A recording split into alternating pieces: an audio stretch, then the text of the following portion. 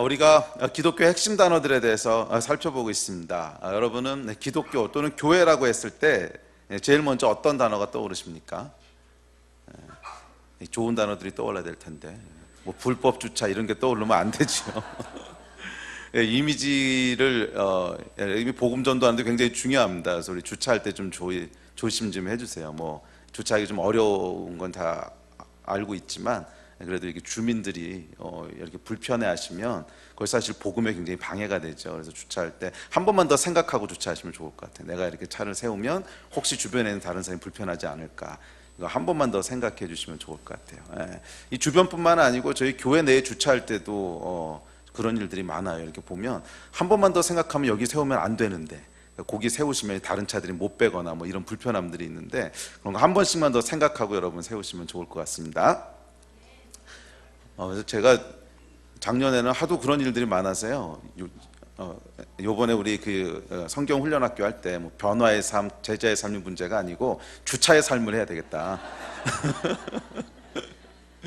이건 변화의 삶이 문제가 아니고 주차의 삶을 해야 되겠다 할 정도로 여러분 사실은 우리가 빛과 소금이다라고 하셨는데 조심해야 되거든요. 근데 사실은 주차만 조심해도 저희가 주변 가운데 이렇게 배려해 드릴 수 있는 거에 한 90%는 커버할 수 있어요. 그래서 뭐 다른 거 잘 안 하셔도 주차만 한 번 더 생각하고 하셔도 저희가 주변 분들을 이렇게 배려하는 거에 한 8, 90%는 다 커버가 되거든요. 그래서 정말 이게 잘 안 되면은 다음 학기에는 주차의 삶을 할까 봐요. 그래서 한 학기 내내 주차하는 거 훈련하고 뭐 이렇게 해야 돼. 자, 이건 뭐 이제 뼈 있는 농담이고, 자, 기독교 하면 여러분 어떤 단어들이 떠오르십니까? 믿음, 구원, 기쁨, 평강 뭐 이런 단어들이겠죠. 그리고 아마 이런 것들이 사람들이 교회에 나오게 되는 큰 이유 중에 하나라고 믿습니다. 우리 삶 가운데 이런 것들을 누리기 원하는 원함들이 있는데 실제로 삶 가운데 누리기가 쉽지 않은 것들이죠. 평안이라든지 아니면 기쁨이라든지 아니면 순종, 진리, 구원, 의미 있는 삶, 감사, 용서, 화해, 정의, 가족 뭐 이런 것들입니다. 그리고 맞습니다. 이런 단어들이 기독교가 가지고 있는 가장 중요한 어떤 핵심적인 개념들을 담고 있는 단어들일 겁니다. 그래서 저희가 이 단어들에 대해서 한 몇 주에 걸쳐서 이제 몇 가지 주제를 뽑아서 살펴보려고 합니다. 특별히 새 학기가 시작되면서 우리 삶 가운데도 이런 복음이 갖고 있는 아주 핵심적인 내용들, 복음이 갖고 있는 아주 핵심적인 단어들이 더 많이 누려지고 더 풍성하게 되기를 주의 이름으로 축복합니다. 그래서 우리 지난주에는 평안에 대해서 살펴봤고요. 오늘은 두 번째 주제로 믿음에 대해서 살펴보려고 합니다. 기독교는 여러분 잘 아시겠지만 믿음의 종교입니다. 그래서 교회를 나오는 사람이든 나오지 않는 사람이든 기독교에서 믿음이라고 하는 걸 중요하게 생각한다고 하는 것은 다 알고 있습니다. 그래서 오늘은 아마 여러분들이 익숙히 잘 알고 있는 말씀들이겠지만 믿음이라고 하는 것이 무엇인지에 대해서 한번 살펴보려고 합니다. 우리 신앙의 가장 근간을 이루고 있고 우리 신앙의 가장 핵심을 이루고 있고 또 우리 신앙생활의 삶의 가장 중요한 요소인 믿음이라고 하는 것이 무엇인가. 그래서 우리는 믿음이 왜 그렇게 중요한 것이고 또 믿는다고 했어요. 무엇을 믿는 것이고, 이 믿음에는 내용이 있거든요. 그냥 믿습니다 그랬을 때 그 뭐 내용도 없이 믿습니다 하면 모든 것이 이루어지는 그런 어떤 주문 같은 것이 아니지요. 믿는다고 했을 때는 무엇을 믿는다고 하는 내용이 있지요. 그래서 무엇을 믿는 것인지, 그리고 믿음이라고 하는 것이 결국 우리 삶에 어떤 유익을 주는 것인지, 이 세 가지 질문을 중점적으로 해서 믿음에 대해서 성경이 무엇이라고 가르치고 있는지 한번 살펴보려고 합니다. 첫 번째 질문은 기독교에는 왜 믿음이라고 하는 것이 중요할까요? 하는 질문입니다. 가장 쉬운 대답은 하나님이 보이시지 않기 때문입니다. 그렇죠? 만약 하나님이 보이신다면 믿음이라고 하는 것은 필요가 없겠죠. 뭐 보이는 것은 보고 아는 것이지 믿는 것이 아니죠. 믿음이라고 하는 것은 하나님이 보이시지 않기 때문에 사실은 믿음이라고 하는 것이 필요합니다. 그래서 어떻게 보면 가장 가벼운 대답인 것 같지만 가장 본질적인 대답이기도 합니다. 저희 큰아이가요, 지금 군대 가 있는데 아주 어렸을 때 얘기입니다. 한 4살, 5살, 말 배우고 조금 지나서 했던 것 같아요. 한 5살쯤 됐었을 것 같은데 어느 날 저한테 이런 질문을 했습니다. 뭐라고 물어보냐면, 아빠, 하나님이 정말 계셔? 그러는 거예요. 그래서 그럼 하나님이 정말로 계시지. 그런데 왜 안 보여? 이 어른들을 당황스럽게 하는 질문이죠. 이 아이들에게 뭐 신학을 설명해 줄 수도 없고 하나님이 정말 계시는데 왜 안 보이냐는 거예요. 그런데 그때 하나님께서 지혜를 주셨습니다. 그래서 이렇게 대답하게 했어요. 승범아, 제 큰애가 승범이죠. 아빠가 너 사랑하는 거 아니? 그랬더니 안 돼요. 그럼 아빠가 너 사랑하는 거 진짜지? 그랬더니 진짜인 거 자기가 안 돼. 근데 그 사랑이 눈에 보이니? 가만히 생각하더니 안 보인대요. 예, 그래서 눈에 보이는 것만 존재하는 것은 아니란다. 사실은 눈에 보이지 않지만 존재하는 것도 많다고. 사랑도 눈에 안 보이지. 너 친구들하고 우정이 있지. 우정이 있대요. 그랬더니 그 우정은 눈에 보이니? 그랬더니 그것도 안 보인대. 의리는 눈에 보이니? 그랬더니 의리도 안 보인대. 그럼 중요한 것들은 다 안 보이네. 그랬더니 맞대요. 중요한 것들은 다 안 보인대요. 맞아요, 여러분. 성경이 얘기해주고 있는 가장 간단한 진리가 이건 거 아십니까? 정말 중요한 것들은요, 많은 경우 눈에 안 보이는 것들이라는 거예요. 눈에 보이는 것들은 우리 삶 가운데 굉장히 중요한 것 같지만 실제로는 없어도 뭐 그렇게 큰일이 나는 것들이 아니라는 거예요. 그런데 우리 삶을 정말 행복하게 해주고 우리 삶을 의미 있게 해주고 우리 삶을 풍성하게 해주고 그래서 삶을 삶답게 만들어주는 것들은 많은 경우 눈에 보이지 않는 것들이라는 거예요. 그렇지 않습니까? 뭐 가족 간의 사랑이라든지 아니면 내 친구와의 우정이라든지 뭐 기쁨이라든지 의미 있는 삶이라든지 뭐 감격이라든지 이런 것들은 여러분 눈에 보이는 것들이 아니잖아요. 그럼에도 불구하고 실제 존재하는 것들이고 또 우리 삶 가운데 더 많은 영향력들을 미치고 있는 것들이지요. 그래서 성경은 이렇게 얘기합니다. 고린도후서 4장 18절에 보면 우리가 주목하여 보는 것은 보이는 것이 아니요 보이지 않는 것이니 보이는 것은 잠깐이요 보이지 않는 것은 영원함이라. 성경이 얘기하고 있는 메시지예요. 우리가 주목하여 보는 것은 보이는 것이 아니고 보이지 않는 것이라는 거예요. 왜냐하면 보이는 것은 잠깐 있다 없어지는 것. 그 얘기는 뭐냐면 우리 삶 가운데 있으면 조금 편리할 수 있어요. 뭐 좋은 자동차, 집, 핸드폰 뭐 있으면 좀 편리할 수 있지만 없어져도 큰일 나는 것들은 아니라는 거예요. 그런데 눈에 보이지 않는 것들은 영원한 것, 중요한 것들이라는 거예요. 그런 것들이 많이 있다는 거예요. 뭐 눈에 보이지 않는 것이 다 그렇다는 건 아니지만 우리 삶 가운데 영원하고 중요한 것들은 많은 경우 눈에 보이지 않는 것들이라는 거예요. 우리를 창조하신 하나님으로부터 시작해서 우리 안에 두신 의미 있는 삶, 사랑, 우정, 의리, 기쁨, 감격 다 눈에 보이지 않는 것들이라는 거예요. 그래서 성경은 뭐라 그러냐면 우리가 주목하여 보는 것은 눈에 보이는 것이 아니고 눈에 보이지 않는 것이라는 거예요. 믿으십니까? 그래서 사실은 눈에 보이지 않는 것들은 우리 인생 가운데 중요한 것들이기에 하나님께서는 믿음이 필요하다고, 성경은 믿음이 필요하다고 얘기합니다. 왜냐하면 눈에 보이는 것들을 우리 삶 가운데 소유하게 되는 것은 뭐 돈을 주고 사거나 아니면 내가 가지면 돼요. 눈에 보이는 것들이니까. 뭐 스마트폰이 필요하다 그럼 돈을 내고 사면 되는 것이고, 뭐 자동차가 필요하다 그럼 자동차를 사면 되는 것이고, 그렇지만 눈에 보이지 않는 것은 돈을 내고 살 수 있는 것이 아니지요. 눈에 보이지 않기 때문에 가격을 매길 수가 없어요. 그래서 이것은 돈을 주고 거래할 수 있는 것이 아니에요. 그래서 눈에 보이지 않는 것을 우리 삶 가운데 소유하게 되는 방법이 있는데 그것이 믿음이라는 거예요. 성경이 뭐라고 얘기하냐면 이렇게 얘기합니다. 에베소 3장 17절에 보면 믿음으로 말미암아 그리스도께서 너희 마음에 계시게 하옵시고 너희가 사랑 가운데, 믿음으로 너희가 사랑 가운데 뿌리가 박히고 믿음으로 너희가 터가 굳어져서, 이렇게 얘기해요. 그 얘기는 뭐냐면 보이지 않는 예수 그리스도, 하나님께서 우리 마음 가운데 계시게 하시는 것은 믿음으로 계시게 하는 것이고, 사랑 가운데 우리 삶이 풍성해지는 것도 믿음으로 그렇게 된다는 거예요. 이해가 되십니까? 그래서 성경은 믿음을 우리에게 굉장히 중요한 기초라고 얘기합니다. 눈에 보이는 것보다 보이지 않는 것들 중에 훨씬 더 중요한 것들이 많이 있는데 그것은 돈을 주고 거래할 수 있는 것이 아니라 믿음으로 우리 마음 가운데 있게 해야 된다는 거예요. 믿음으로 이 축복들을 누리시게 되는 여러분 되시기를 주의 이름으로 축원합니다. 기억하십시오. 우리 인생의 중요한 것들, 우리 인생을 정말로 행복하게 해주는 것들은 믿음을 통해서 우리 삶 속에 주어집니다. 왜 인생의 중요한 것들을 이 믿음을 통해서 주시는지는 믿음의 내용을 나중에 조금 더 살펴보면 이해할 수 있으실 거예요. 이건 뒤에서 살펴보겠습니다. 둘째, 믿음이 중요한 이유는 세상의 모든 이론은 믿음에 기초하고 있기 때문입니다.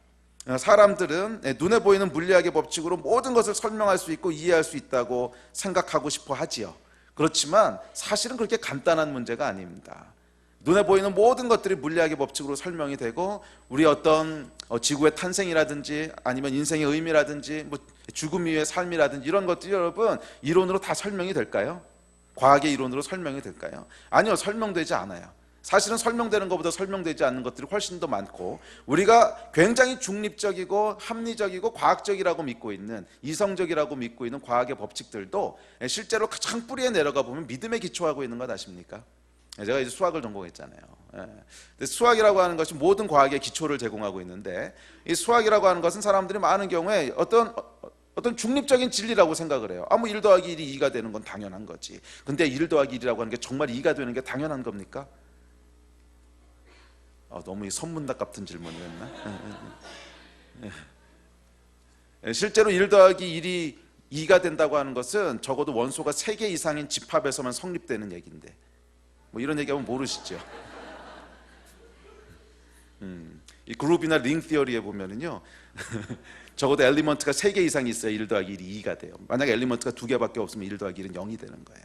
뭐 이런 거 하여간 수학이라고 하는 것도 가장 기초에 내려가 보면 뭐가 있냐면 약속들이 있어요. 그러니까 더 이상 증명할 수 없는 것들이야. 이건 아무리 뭐 수학적으로 따져도 증명할 수 있는 게 아니고 그냥 이거는 맞는 거라고 하자, 이건 이렇게 된다고 하자 하는 약속들이 있어요. 이걸 수학에서 뭐라 그러면 공리 또는 영어로는 액시옴이라 그래요. 그래서 수학은 이 공리 위에 세워진 어떤 논리적인 체계인데 이 공리가 보통 수학을 할 때 한 11개에서 13개 정도의 공리가 있다고 믿는데 사람들이 처음에 그거는 그냥 자연 세계에선 자연스러운 거기 때니까 그렇게 약속하자고 했어요. 뭐 예를 들면 이런 거예요. 이 점이 하나 있고 선이 하나 있으면 이 점을 지나면서 이 선에 평행인 선은 딱 하나 존재한다. 뭐 이런 거 어렵나? 어렵지 않죠. 뭐 선이 하나 있으면 여기서부터 이 선이랑 평행선 그을 수 있잖아. 그게 하나가 존재한다. 너무 당연하다고 생각하는 것들. 그냥 그런 거 10몇 개 얹어 놓은 거예요. 이렇게 모아 놓은 건데 어느 날 어떤 사람이 정말 희한한 사람이 이상한 생각을 하기 시작합니다. 만약 그렇지 않다고 생각하면 어떻게 될까? 그래가지고서 이 공리를 바꿔보기 시작했어요. 그래서 이 평행선이 하나가 존재한다 그러는데 그런 평행선은 없다라고 약속하면 어떻게 될까? 그랬더니 별 문제가 없더라는 거야. 그렇게 해서 그 위에서 수학을 다 만들어 봤더니 다 말이 되는 얘기다. 근데 전혀 다른 수학이 나오더라는 거예요. 전혀 다른. 그래서 이것을 뭐라 그러냐면 비유클리드 수학이라고 부르기 시작했어요. 이게 18세기, 19세기에 나온 생각들인데, 그러면서 사람들이 뭐를 알기 시작했냐면 수학이라고 하는 게 절대 진리가 아니구나. 이건 그냥 우리가 약속해놓은 약속 위에서 시작하는 거구나. 그 이야기는 뭐냐면 우리가 철석같이 믿고 있는 어떤 과학적인 진리들도 그 밑에 내려가면 우리가 알지 못하는 믿음들이 있다는 거예요. 이 믿음 위에다 다 세워진 거지. 이것은 어떤 불변하는 중립적인 진리고 종교는 굉장히 어떤 믿음의 근거한 주관적인 진리고 그렇지 않다는 거예요. 사실은 여러분들이 생각하는 많은 객관적인 진리라고 생각하는 것들, 많은 철학들, 많은 사조들, 세계관들, 심지어 과학조차도 가장 뿌리에 가보면 다 믿음에 기초하고 있습니다. 그래서 우리 삶은 결국 믿음이라고 하는 기초 위에 세워지는 것이지 어떤 객관적인 진리라고 하는 것은 존재하지 않는다는 거예요. 이건 여러분 조금만 생각해 보면, 조금만 깊게 생각해 보면 당연하게 다다르는 결론입니다. 뭐 이제 물리학에서도 결국 과학의 법칙들을 계속 파고 내려가다 보면 뭐 어디에 다다르겠어요? 기원에 다다르겠죠. 어디서부터 시작되느냐. 그래서 뭐 빅뱅이라는 얘기를 하지만 그럼 빅뱅이라고 하는 거 누가 본 사람이 있냐고. 이거 확인할 수 있는 방법이 있냐고. 없어요. 그건 그냥 지금 일어나고 있는 현상들을 보니까 그럴 것이다라고 하는 가장 가능성 있는 어떤 추측이고, 그래서 거기에 대한 믿음에서 시작하는 것이지 그것이 증명되는 것들은 아니거든요. 자, 그렇기 때문에 우리의 모든 삶의 영역들은 결국 어떤 믿음 위에 기초하고 있어요. 그래서 성경도 역시 믿음에 대한 이야기를 합니다. 이것은 비단 종교에만 해당하는 얘기가 아니라 우리 삶의 일반적인 얘기라는 거예요. 그래서 여러분의 삶, 우리의 삶은 어떤 믿음 위에 기초하고 있냐는 거예요. 잘 기억하십시오. 우리의 삶은 믿음에 기초하느냐 사실에 기초하느냐는 것이 아니고 결국 모든 사람의 삶은 어떤 믿음 위에 기초한다는 거예요. 그렇다면 여러분들은 어떤 믿음 위에 삶이 기초하고 있냐는 거예요. 올바른 믿음을 가졌을 때 그 삶 가운데 많은 유익과 축복이 주어지지만 잘못된 믿음 위에 기초했을 때는 많은 문제들과 어려움을 야기하게 된다는 거죠. 그래서 성경은 믿음에 대한 이야기를 합니다. 올바른 믿음 위에 인생의 기초가 세워져야 된다는 거예요. 그런 축복을 누리시기를 주의 이름으로 축원합니다. 죄송합니다. 어려운 얘기를 해서 이 다음부터는 쉬운 것만 할게요.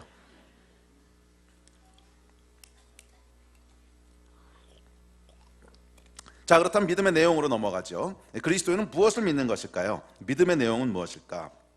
믿음의 내용도 쉽게 생각합시다. 이것은 하나님을 믿는 것입니다. 오늘 본문에 보면 하나님이 계신 것을 믿어야 된다 그랬고 그 하나님이 상주시는 이심을 믿어야 된다 그랬어요. 그러니까 다시 말하면 믿음의 내용은 하나님을 믿는 것인데 그 하나님이 정말 계시다고 하는 것을 첫째 믿는 것이고 그 하나님이 어떤 분이신가, 그 하나님의 속성과 성품에 대한 걸 믿는 거라는 거예요. 이것은 여러분 눈에 보이는 것이 아니기 때문에 증명할 수 있는 것은 아닙니다. 그러나 그 하나님을 믿음으로 우리가 취할 때 그것이 정말 맞는 것이라고 하는 것을 경험할 수 있는 길들이 있고 그것이 우리 삶 가운데 큰 유익을 준다고 하는 것을 보게 된다는 거예요. 자, 그래서 믿음의 내용은 하나님을 믿는 것입니다. 자, 그런데 조금 더 구체적으로 얘기하면 삼위일체 하나님을 믿는 거예요. 성부 하나님, 성자 하나님, 성령 하나님. 성부 하나님은 창조하신 창조주 하나님이시고, 성부 하나님은 구원자이신 예수 그리스도시고, 성령 하나님은 오늘도 우리와 함께 계신 하나님이세요. 그래서 이 세 하나님에 대한 믿음 안에 사실은 성경이 얘기하고 있는, 그리스도인이 믿고 있는 거의 모든 내용들이 다 포함되어 있다고 보시면 됩니다. 그래서 우리의 믿음은 하나님에 대한 믿음이에요. 하나님에 대한 믿음이에요. 첫째는 창조주 하나님에 대한 믿음입니다. 우리는 우연히 이 세상에 던져진 존재가 아니라 우리를 창조하신 분이 계시다는 거예요. 우리는 아메바에서부터 진화한 존재가 아니라 우리의 인생을 디자인하신 분이 계시다는 거예요. 창조자 하나님이 계시다는 거예요. 이것이 믿음의 첫 번째 내용입니다. 그리고 이 첫 번째 내용에 대한 믿음이 있을 때 우리에게 어떤 유익을 주냐 하면 삶의 의미를 찾을 수 있게 돼요. 만약 여러분이 여러분을 창조한 분이 계시지 않고 그냥 우연히 이 세상에 던져졌어. 그럼 인생은 왜 사는 거예요? 어차피 우연히 던져진 건데. 아메바에서 진화를 했어. 그럼 여러분은 무엇을 위해 사는 거예요? 아메바는 무엇을 위해 살아요?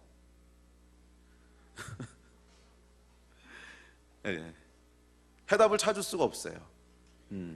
우리 인생 가운데 우리 인생을 명확하게 디자인하신 분이 계시고, 그분이 우리의 삶을 훨씬 더 뛰어넘는 지혜를 가지신 분이시고, 그 지혜를 가지신 분이 우리 인생 가운데 이루어야 될 어떤 일들을 계획하고 계셨고, 우리 인생이 어떻게 살아야 될 거라고 하는 계획을 가지고 계셨고, 이것을 우리가 알고 믿게 될 때, 내 인생이 그것을 위해 지음받았구나, 삶의 의미를 찾게 돼요.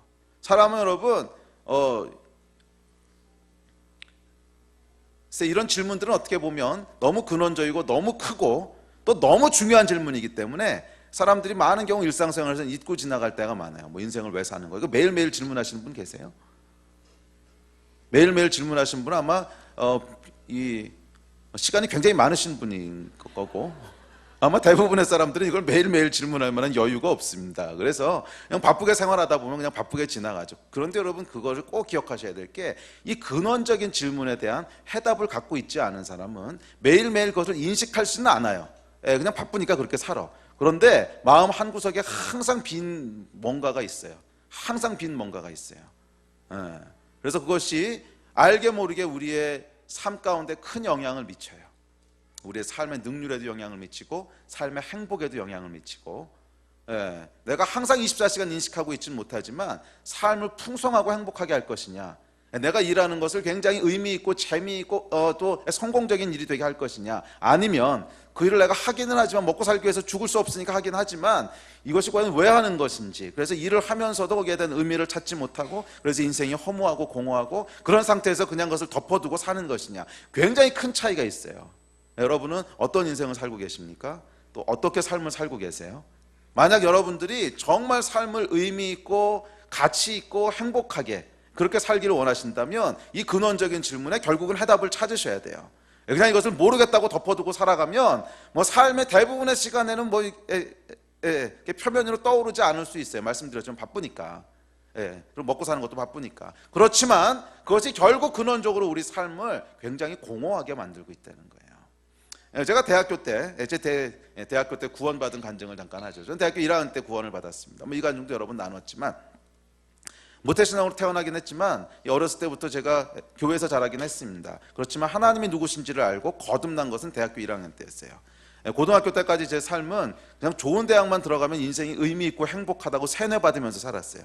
제가 그렇게 믿었던 것도 있지만 주변에서 다 그렇게 가르쳤어요. 학교에서도 인생의 목적은 서울대학 들어가는 거다, 이게 학교의 목표였고요. 그건 뭐 학교에서만 그러는 것이 아니고 주변의 모든 사람들이 그렇게 얘기했어요. 요즘도 그런 것들이 있겠지만 그 당시에도 굉장히 심했습니다. 그래서 저는 고등학교 때까지 이 세뇌를 당한 거예요. 그래서 맞아, 인생의 의미는 좋은 대학을 가는 거고 거기 가면 모든 그 인생의 문제들이 해결될 거고 행복할 거고, 그래서 평생토록 왕자와 공주는 행복하게 살았더라, 뭐 이렇게 되는 줄 알았어요. 그래서 고등학교 때까지는 이런 잘못된 믿음의 기초에서 열심히 공부했습니다. 열심히 공부해서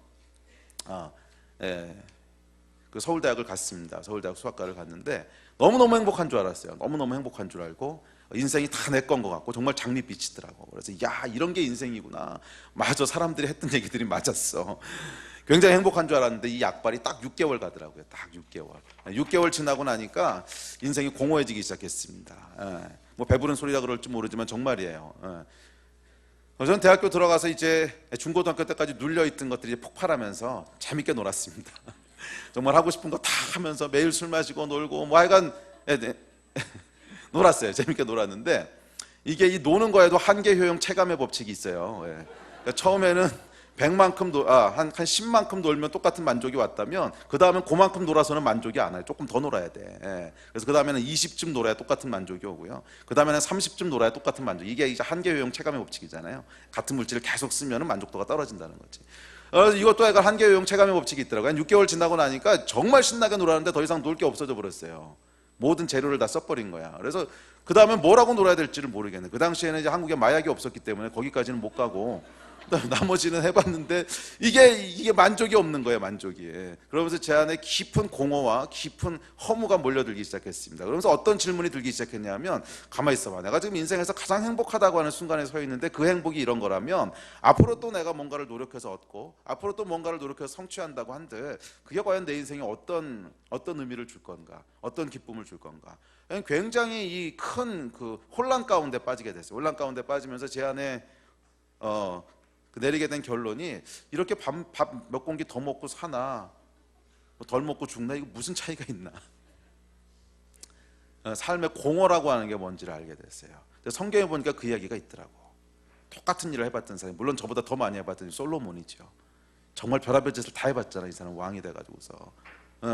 그런데 마지막에 내린 결론이 전도서였어요. 헛되고 모든 것이 헛되도다.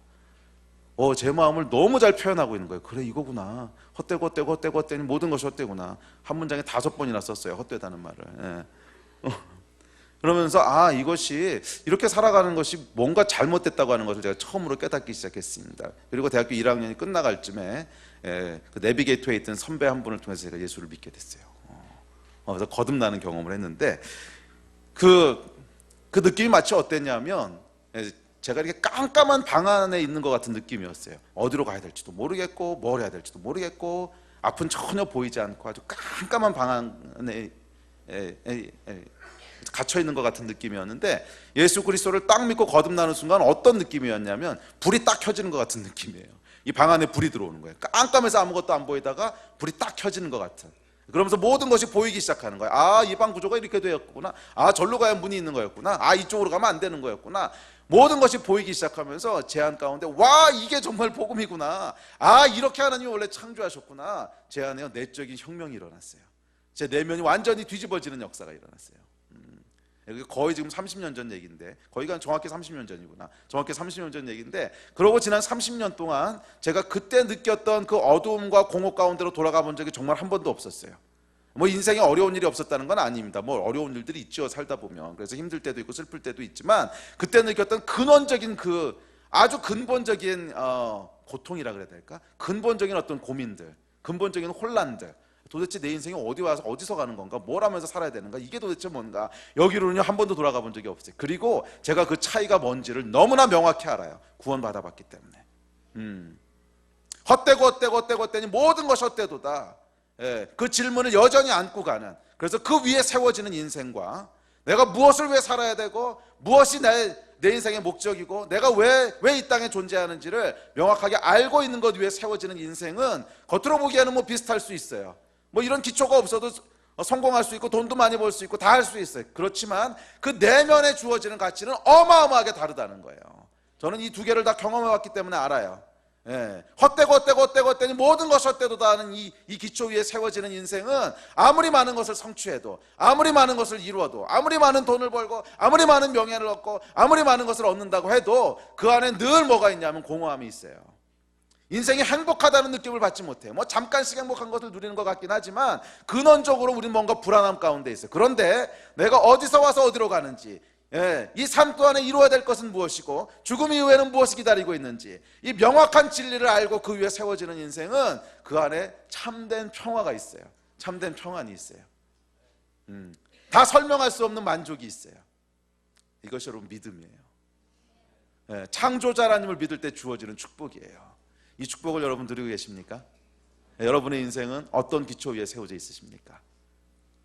헛된 기초 위에 헛되고 헛되니 모든 것이 헛되도다 라고 하는 그 내면의 고백이 왜 세워져 계십니까? 아니면 하나님이 나를 창조하셨구나, 창조자 하나님이 계시구나, 이 믿음 위에 세워져 계십니까? 이것이 여러분의 삶의 퀄리티를 결정할 거예요. 삶의 퀄리티라는 표현이 뭐 정확한 표현은 아닌 것 같은데, 하여간 우리 삶에 내가 어떤 만족과 어떤 마음을 가지고 살아갈 건가 하는 것을 결정하게 된다는 거예요. 그래서 믿음의 첫 번째 내용은 창조주 하나님을 믿는 것입니다. 사람은요, 창조자 하나님이 계신 것을 알아야 공허하지 않아요. 영원한 생명이 있다는 것을 믿어야 죽음의 허물을 극복할 수 있어요. 그렇다면 여러분의 인생은 어떠십니까? 어느 기초 위에 세워져 계십니까? 창조주 하나님을 믿으십시오. 그리고 믿음 안에 주어지는 축복들을 누리시기를 주의 이름으로 축원합니다. 자, 두 번째 믿음의 내용은 예수 하나님을 믿는 것입니다. 기독교의 믿음은 단순히 창조주를 믿는 것만이 아닙니다. 창조주를 믿는 것은 다른 종교도 다 믿습니다. 이슬람도 믿고요, 힌두교도 믿고 다 믿습니다. 기독교의 믿음은 창조자 하나님뿐만이 아니라 예수 하나님을 믿는 것이에요. 그래서 기독교예요. 기독이 이제 예수에 대한 그 중국적인 표현인데, 예수교라는 거예요. 예수교. 기독이 예수라는 뜻이거든요. 예수교라는 거예요. 예수를 하나님으로 믿는 거라는 거예요. 기억하십시오, 여러분. 천지신명을 믿는 것이 아닙니다. 그것이 기초이긴 하지만 그 위에 정말 진리, 정말 기독교의 진리는요, 예수가 하나님이시라고 하는 것을 믿는 거예요. 그리고 이 믿음 안에 많은 내용이 포함되어 있습니다. 그래서 우리가 길게 얘기할 수는 없는데 약간 굉장히 많은 내용이 포함되어 있는데, 첫째는 어떤 거냐면 우리에게는 구원자가 필요하다는 거예요. 예수는 구원하러 오신 하나님이시거든. 우리 인생에 구원자가 필요하다는 거예요. 우리는 스스로 우리 인생을 성공적으로 잘 살 수 있다고 믿지만 사실은 그렇지 않다는 거예요. 우리 인생에는 우리를 구원해줄 구원자, 도와줄 도움자가 필요하다는 거예요. 성경은 인간의 타락을 얘기합니다. 인간이 죄를 졌다는 거예요. 창조자 하나님을 떠났다는 거예요. 그리고 이 타락으로 또 회복돼야 된다고 하는 것이 성경의 메시지입니다.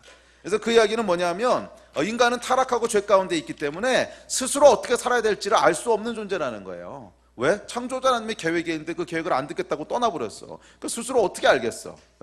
알 수 없다는 거예요. 어디가 길인지도 알 수 없고 어떻게 살아야 올바로 사는 건지도 알 수 없다는 거예요.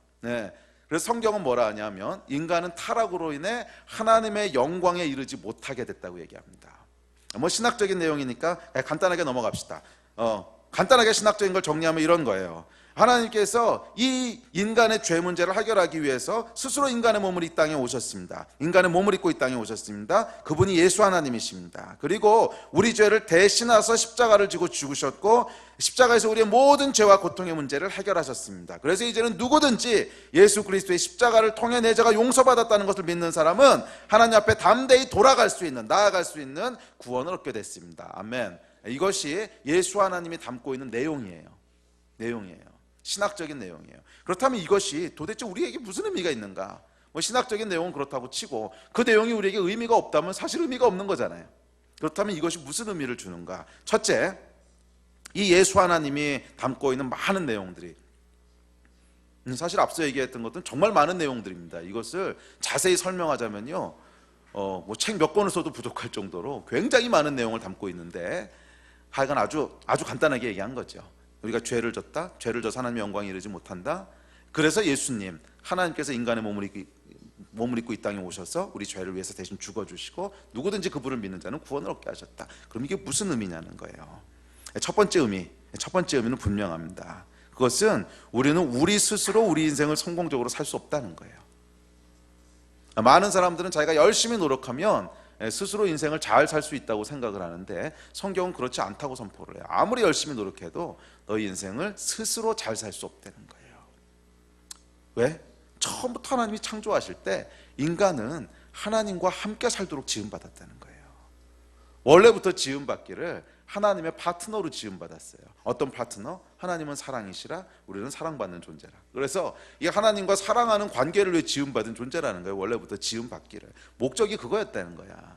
그래서 이 하나님과의 관계가 끊어져 있잖아요. 그러면 아무리 노력을 하고 아무리 뭐 별의별 짓을 다 해도 우리 인생은 스스로 인생의 목적을 달성할 수 없다는 거예요. 왜? 하나님과 함께 해야만 달성되는 게 인간의 목적이니까. 사람의 내면 가운데는 사랑으로만 채워질 수 있는 공간이 있어요. 그것은 하나님의 사랑으로만 채워질 수 있는 공간인데 이게 안 채워져 버리니까 뭘 가지고 어떤 노력을 해도 인간은 성공적인 삶을 살 수 없다는 거야. 그게 성경의 메시지예요. 그래서 우리 인생에는 도와줄 사람이 필요하다는 거예요. 구원자가 필요하다는 거야. 그리고 그분이 예수 그리스도시라는 거예요.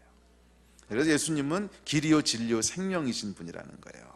요한복음 14장 6절 예수께서 이르시되 내가 곧 길이요 진리요 생명이니 나로 말미암지 않고는 아버지께로 올 자가 없느니라. 여러분은 인생의 길을 알고 계십니까? 지금 가고 있는 길이 올바른 길이라고 확신하고 계세요? 성경이 얘기합니다. 예수님이 길이시라는 거예요. 그분께 배워야 된다는 거예요. 삶의 수많은 진리들이 예수 안에 있다는 거예요.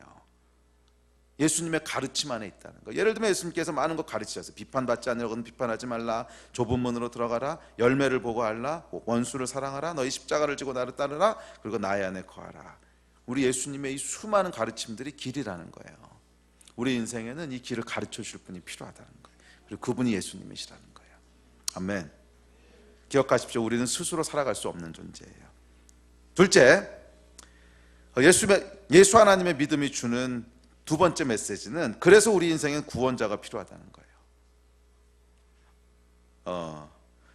예수님의 가르침을 보면 이게 단순히 윤리적인 교훈만이 아니에요. 이 가르침을 그대로 살아보려고 노력해 본 사람이라면 이것이 거의 불가능하다고 하는 결론에 이르게 됩니다. 예를 들어서 예수님의 가르침은 마태복음 이렇게 말씀하셨어요. 또 간음하지 말라 하였다는 것을 너희가 들었으나 나는 너희에게 이르노니 음욕을 품고 여자를 보는 자마다 마음에 이미 간음하였느니라. 또 누구든지 너로 억지로 오리를 가게 하거든 그 사람과 심리를 동행하고 내게 구하는 자에게 주며 내게 꾸고자 하는 자에게 거절하지 말라. 또 내 이웃을 사랑하고 내 원수를 미워하라 했다는 것을 너희가 들었으나 나는 너희에게 이르노니 너희 원수를 사랑하며 너희를 박해하는 자를 위하여 기도하라. 그러므로 하늘에 계신 너희 아버지의 온전하심 같이 너희도 온전하라. 이거 아멘으로 받으실 분. 너무 벅차지 않으세요? 숨차지 않으세요? 읽고 있으면은 가만히 있어봐. 이걸 어떻게 다 지키라고. 그렇잖아. 딴 거 다 집어치고 원수를 사랑하라. 이거 되세요? 원수를 안 죽인 것만 해도 감사한 거지. 원수를 사랑하라. 너를 박해한 자를 위해 기도하라. 이거 되세요? 여자를 보고 이상한 생각 한 번이라도 품은 자는 간음한 자다. 자, 여기서 벗어날 수 있는 분. 자매들은 모르겠고 자매도 마찬가지지. 남자를 보고 한 번이라도 이성으로 생각해 본 사람은 다 간음한 자다. 그럼 어떡하라고? 이거 안 해보신 분. 이게 사실은 이 말씀이 길인 것도 알겠고 예수님의 말씀이 좋은 거 누구나 다 알지. 이거 보고 있으면 이거 정말 좋다 이렇게 사는 것이 맞아. 하지만 그것을 실제로 살아낼 수 있는 능력이 있냐고? 없지요.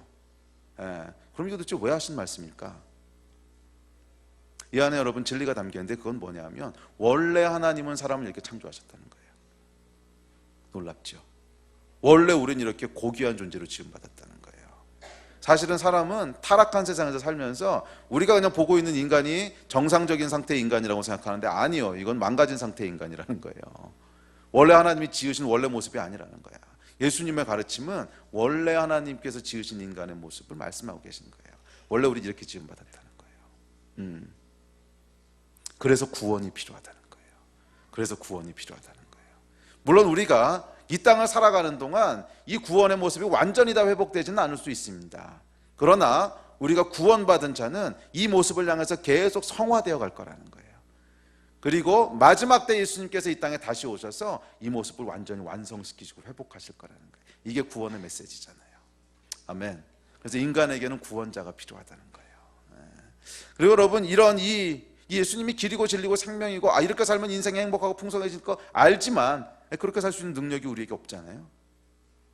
그래서 이 일이 이루어지기 위해서는 노력만 가지고는 안 되고요. 뭐가 필요하냐면 우리의 내면의 변화가 있어야 돼요.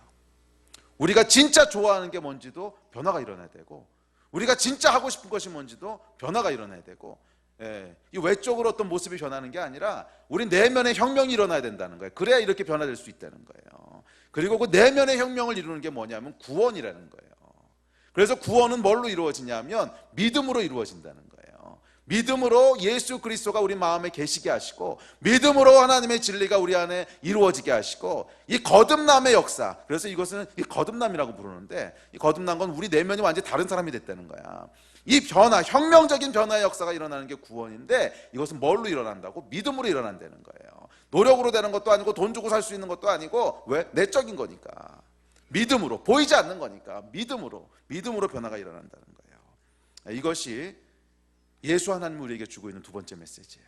우리에겐 구원이 필요하고, 그 구원은 믿음으로 우리 내면을 완전히 다른 존재로 바꾸는 거라는 거예요. 할렐루야.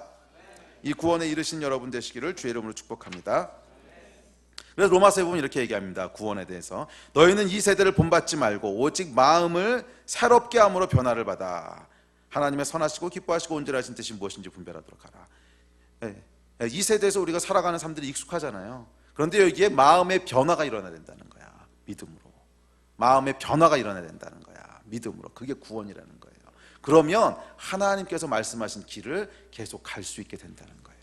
뭐 완성된다는 뜻은 아닙니다. 가다 보면 우리가 계속 실수하지만 그래도 우리 마음 가운데 혁명이 일어났을 때 이전에 살던 것과는 완전히 다른 방향으로 인생이 가기 시작한다는 거예요. 이게 구원이에요. 구원에 이른 여러분 되시기를 축복합니다. 예수 하나님이 주신 세 번째 메시지는 명확한데, 그것은 하나님이 우리를 사랑하신다는 거예요. 죄 가운데 그냥 버려두지 않으시고 사랑하셔서 우리를 구원하러 오신다는 거예요. 우리 삶 가운데 관심이 있으신 분이라는 거예요. 우리 하나님은 엄하고 무서운 분이 아니라 우리를 사랑하는 분이시라는 거예요. 많은 사람들이 기독교를 율법으로 이해할 때, 율법이라고 하는 건 뭐냐 하면 이건 해야 되는 거, 저건 하지 말아야 되는 거, 이거 안 하면 하나님께 벌 받고, 이거 하면 구원 받고, 이렇게 이해할 때는 하나님이 누구신지를 몰라요. 그냥 엄하신 분이라고만 다가와. 그런데 그런 분이 아니라는 거예요. 우리를 은혜로 구원하시는 분이시고, 우리 삶 가운데 관심이 있으신 분이시고, 우리를 사랑하는 분이시라는 거예요. 그래서 예수 하나님이 주고 있는 믿음의 세 번째 내용은 하나님의 사랑을 믿는 거예요. 하나님은 사랑이시라고 하는 것을 믿는 거예요.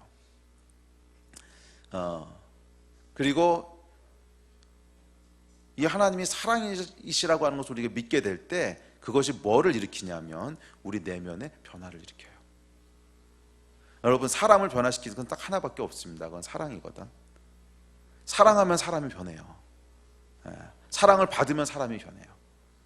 사실은 이 현대사회는 많은 정신적인 문제들을 야기하지요. 그래서 우울증 환자들도 참 많고요. 또 정신적인 어려움을 겪고 있는 사람도 참 많고, 중독도 정말 갖가지 중독이 다 있죠. 가장 쉬운 인터넷 중독부터 시작해서 스마트폰 중독, 도벽 있는 사람들, 그다음에 도박 중독된 사람들, 알코올 중독, 성 중독, 음란물 중독, 수많은 중독들이 있는데, 이 웬만한 중독들은 여러분 아무리 치료를 해도 잘 안 낫는 거 아세요? 또 깊이 있는 어떤 영적인 데미지를 받으면 정말 이것은 안 고쳐질 것 같아요. 그런데 이 모든 일에 유일한 그리고 가장 강력한 치료제가 있는데, 그것은 무조건적인 사랑을 받는 거예요. 사람들이 이런 어떤 정신적인 어려움과 파괴에 이르게 되는 것은 사실은 사랑받고 싶은 욕구 때문에 그런 거거든. 근데 그것이 충분히 채워지지 않기 때문에 이런 중독에 이르게 돼요. 예를 들면 여러분, 이 도벽이라고 하는 게 왜 생기겠어요? 이제 훔치는 게. 뭔가 사랑받고 싶은 욕구가 있고 뭔가 자기가 필요한 것들이 있는데 안 채워지거든. 그것을 갖고 싶은데 가질 수 있는 방법은 없으니까 불법적인 방법으로 취하는 거죠. 근데 한번 해보니까 좀 마음에 만족이 있어. 근데 이 만족은 원래 뭐로 채워졌어야 될 만족이냐면, 우리가 너무너무 하나님 앞에 중요한 존재고 사랑받는 존재라고 하는 그 만족감이 있었으면 다른 것들에 대한 필요를 그렇게 강하게 느끼지 않았을 거예요. 그런데 그 기본적인 욕구들이 채워지지 않으니까 다른 것들을 계속 우리 삶 가운데 집어넣는 거거든. 그러면서 여러 가지 중독들에 이르게 되고, 그 중독이 우리 인생을 파괴하죠. 그래서 여러분, 사실은 이 모든 문제에 대한 근원적인 해답은 사랑이에요. 하나님께서 우리를 얼마나 사랑하시는지, 그 사랑이 우리 내면 가운데 부어질 때, 믿음으로 그것이 우리 내면 가운데 거할 때, 그게 뭐를 일으켜요? 우리 내면의 혁명을 일으켜요. 완전히 다른 존재가 되게 하고요. 우리 삶의 패턴을 완전히 바꿔놓을 수 있어요. 이것이 믿음의 내용입니다. 예수 하나님을 믿으신 여러분 되시기를 주의 이름으로 축원합니다. 마지막 세 번째 믿음이 있는데, 이 믿음은 성령 하나님을 믿는 믿음이에요. 성령 하나님은 이 땅에 개입하신 하나님을 얘기해요. 우리와 교제하신 하나님을 얘기해요. 우리 삶 속에 지금 현재 역사하신 하나님이 성령 하나님이세요. 태초에 천지를 창조하신 성경 속의 하나님이 아니고 2000년 전 십자가를 지신 역사의 하나님이 아니고 오늘 지금 살아계신 하나님, 그분이 성령 하나님이세요. 그래서 우리의 믿음의 세 번째 내용은 이 성령 하나님을 믿는 거예요. 아 맞아, 나는 태초에 하나님 우리 창조하신 건 믿어. 오케이. 2000년 전에 예수께서 오셔서 내 죄를 사하시고 구원하신 건 믿어. 오케이.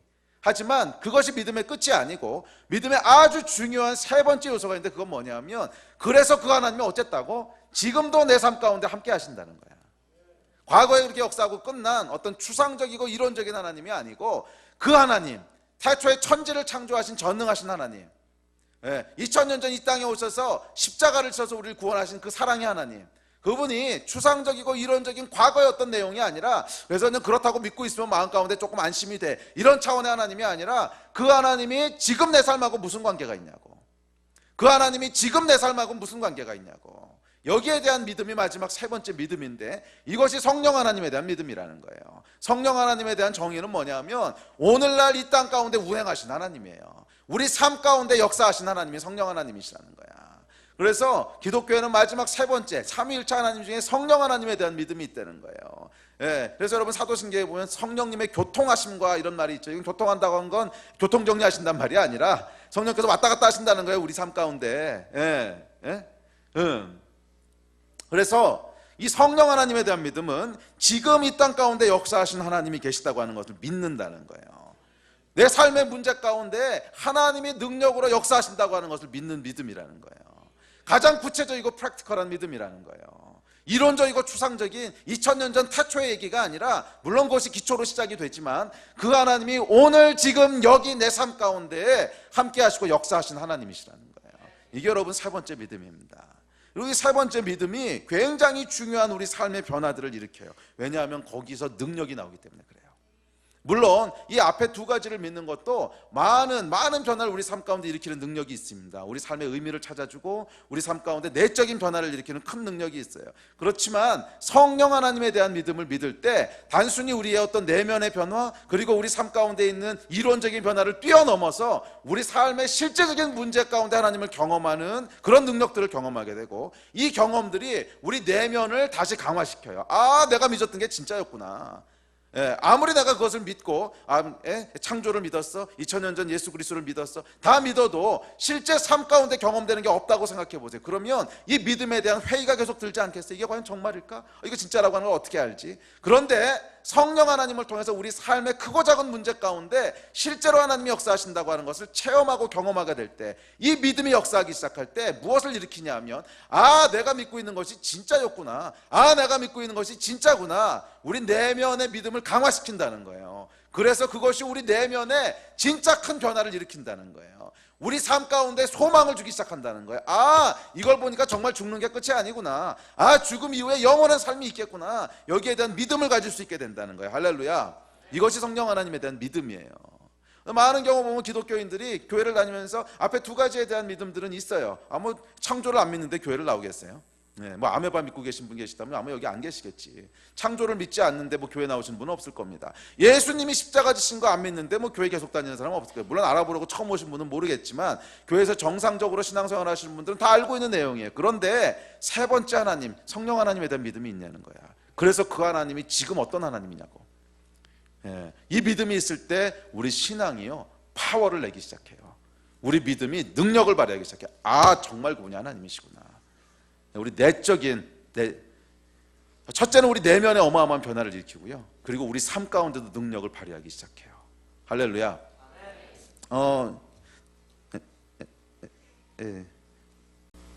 몇 년 전 일입니다. 아마 여기 많은 분들이 기억하실 거예요. 한 10년 아직 안 된 것 같은데, 7, 8년 전 일인 것 같은데, 그 경희대 태권도과 다니던 태권도 하던 자매였는데, 이 어느 날 운동을 하다가 잘못해가지고 무릎 인대가 나갔어요. 파열이 됐어요. 운동하는 사람들한테 중요한 거죠. 그래서 병원에 갔더니 이거 수술을 해야 되는데 이제 선수 생활을 못 한다고. 그러니까 운동 선수 생활을 못 한다고. 그래서 정상적으로 살아갈 수는 있는데, 그냥 생활할 수는 있는데 운동은 못 한다고. 그래서 얘가 어느 날이 기부술을 하고는 울고 불고 이제 교회를 찾아왔어요. 그런데 그 다음 날인가부터 이제 우리가 수양회를 올라갔습니다. 여름에 수양회가 있었잖아요. 수양회를 올라갔는데, 수양회에서 이제 그 성령님이 일하시기 시작했어요. 그래서 우리 대학생들이 얘를 붙잡고 기도하기 시작했습니다. 아직도 기억해요. 끝나고 나서 강례상 조기 앉아가지고, 여기는 아니고 하여튼 수양의 장소에서 조기한 대학생들이 다 들러붙어서 얘 그냥 다리 붙잡고 나서 계속 기도하더라고. 계속 기도하고 얘는 울고. 그리고 수양회 끝나고 내려왔습니다. 내려왔는데 그 다음 날인가 병원에 가서 진단을 받았는데 의사가 너 도대체 어디서 치료받았냐고, 어디서 무슨 짓을 했냐고, 완전히 다 낫다고, 그러고 수술할 필요도 없다고. 그래가지고 얘가 정상적으로 운동하고 정상적으로 학교 졸업했잖아요. 믿음에 여러분 능력이 있어요. 성령 하나님이 실제로 역사하시는 능력이 있다는 거예요. 이분이 성령 하나님이세요. 또 며칠 전 일입니다. 한 엄마가 저를 찾아왔어요. 저희 교회뿐은 아니셨는데 저를 찾아와서는, 저희 교회 집회하는데 찾아오셔서는 자기 아이를 데리고 와서는 귀가 안 들린다는 거예요. 근데 서울대 병원에 가서 진단해봤더니 청력이 제로로 나왔다는 거예요. 전혀 청각이 없다는, 기도해달라고. 근데 감사하게도 제가 그때 40일 금식하고 있을 때였거든. 영빨이 있을 때였어. 그래가지고서 오케이, 기도하자고.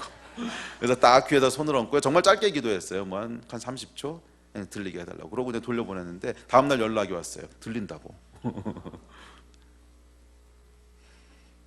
청력이 돌아왔다고. 여러분, 하나님은 실제적인 분이세요. 우리 삶의 문제를 해결할 능력이 있으신 분이세요. 믿으십니까? 그분이 성령 하나님이세요. 저는 이런 경험들을 수도 없이 했습니다.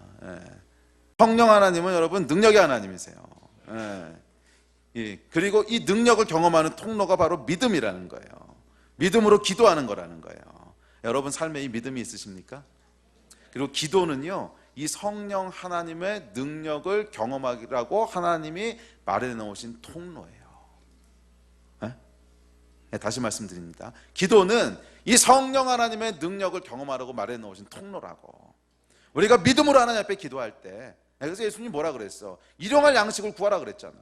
우리 삶 가운데 필요를 구하라는 거예요. 그러니까 기도는 여러분 크고 위대하고 중요한 것만 기도하는 게 아니야. 뭐 중동의 평화와 북한의 인권과 이런 것만 기도하는 게 아니고 일용할 양식을 구하라 그랬다고. 일용할 양식하고 북한의 인권, 중동의 평화, 이 갭이 보이세요?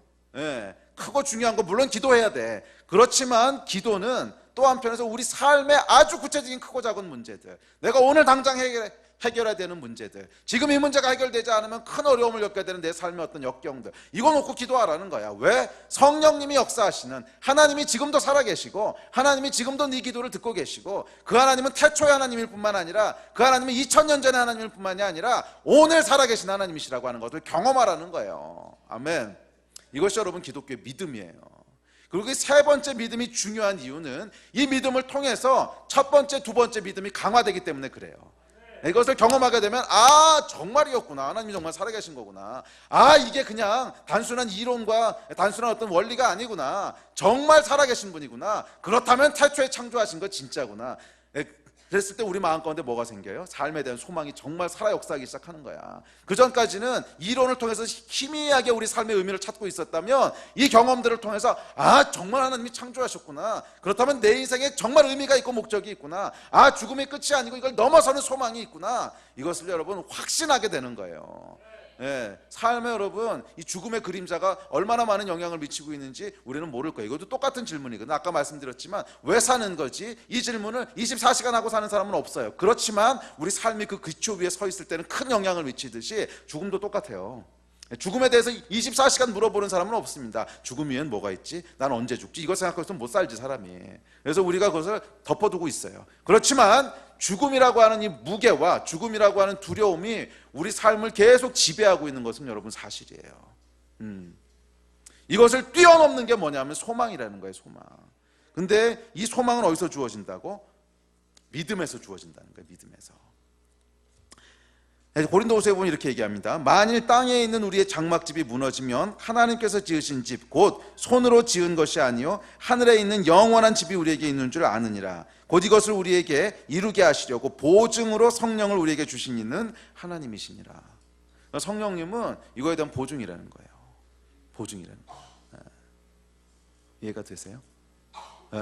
그래서 여러분 성령께서 우리의 모든 문제들을 다 해결해 주시는 것은 아닙니다. 정말이요? 네. 성경에 나와 있어요. 뭐 예를 들면 여러분 침례 요한이 목 잘려 죽을 때 성령님이 안 막아주셨잖아. 그 제자들이 얼마나 열심히 기도했겠어. 그죠? 예. 그래서 보면 우리 인생의 모든 문제가 기도하면 다 해결될까? 그래서 제가 목사로서요, 그렇습니다! 그러고 여러분에게 도전하고 싶지만 양심상 그렇게 못하겠어요. 왜냐하면 저도 기도했는데 안 들어주신 게 있거든. 그래서 양심상 그렇게 얘기하면 제가 사기꾼 못 사지.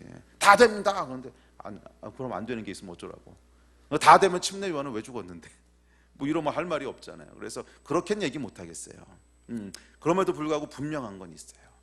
이 하나님께서 보증으로 성령을 주셨다는 거예요. 보증. 보증이 뭔지 아시죠, 여러분? 그러니까 이게 뭐냐면, 그러니까 고린도후서 5장은 죽음에 대한 얘기거든요. 이 땅에서 우리의 장막집, 그러니까 우리가 이 땅의 몸들이 무너질 때가 온다는 거야. 그러면 영원한 하늘에 지은, 하늘에 속한 몸이 있다는 거예요. 영원한 천국에 대한 약속이야. 근데 그걸 어떻게 믿을 수 있냐고? 성령님을 보증으로 주셨다고. 너희 삶 가운데 내가 귀머거리 고쳤던 사건이 있잖아. 너희 삶 가운데 그 선수 생명이 끝났던 선수가 다시 운동할 수 있게 된 사건 봤잖아. 이해가 되세요? 그것이 너희의 보증이라는 거야. 이 땅에서의 삶이 전부가 아니라는 거야. 영원한 소망이 있다는 거야. 이 땅에서의 삶은 여러분, 죄송하지만 죽은 자를 다시 살린다고 해도 다시 언젠간 죽어요. 뭐 나사로가 지금까지 살아 있습니까? 뭐 예수님께서 나사로 살리셨지만 그 나사로가 지금까지 살아 있냐고. 언젠가 다시 죽었지. 그래서 이 땅에서 일어나는 일들은 사실은 일시적인 일들이라는 거예요. 그리고 우리는 그것이 와 이거 고쳐지면 뭐 삶에 뭐 대단한 뭐가 일어나는 것처럼 생각하지만 하나님의 입장에서 보실 때는 사실은 큰 사건이 아니라는 거예요. 그보다 훨씬 더 큰 사건은 뭐야? 영원한 부활의 몸을 입을 것인가. 왜 이 땅에서는 60년, 70년, 80년 살면 끝나는 건데, 어떤 사람은 조금 길게 살다 가고 어떤 사람은 조금 짧게 살다 가고, 그래 봐야 영원한 것에 비하면 어차피 유한한 건데, 그 안에서 어떤 사람은 부자로 살고 어떤 사람은 좀 어렵게 살고, 그래 봐야 영원한 삶에 비하면 지나갈 것들인데, 그래서 여러분, 하나님의 눈에는 무엇이 진짜 중요한 걸로 보일까 생각해 보세요.